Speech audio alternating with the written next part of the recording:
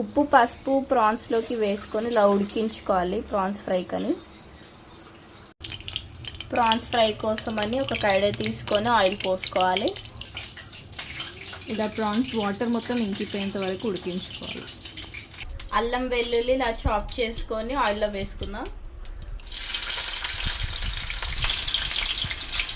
Onions వేసుకుందాం.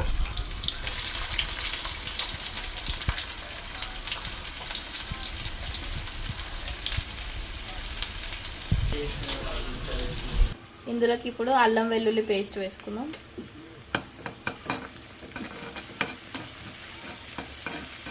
ఇప్పుడు ఈ ప్రాన్స్ అనేది అందులోకి వేసుకోవాలి.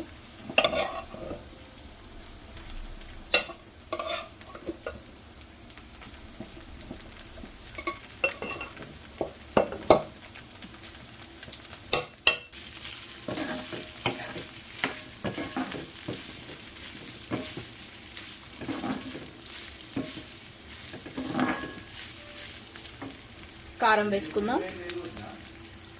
ధనియాల పొడి వేసుకుందాం. ఉప్పు వేసుకుందాం. కలుపుకోవాలి. జీలకర్ర పొడి వేసుకోవాలి. కరివేపాకు వేసుకుందాం.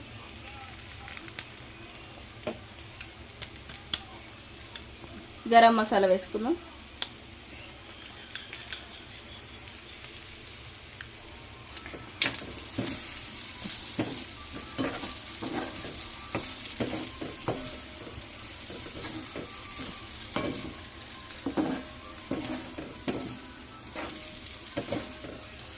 అంతే, కొత్తిమీర వేసేసుకోవాలి. Tasty tasty prawns fry ready.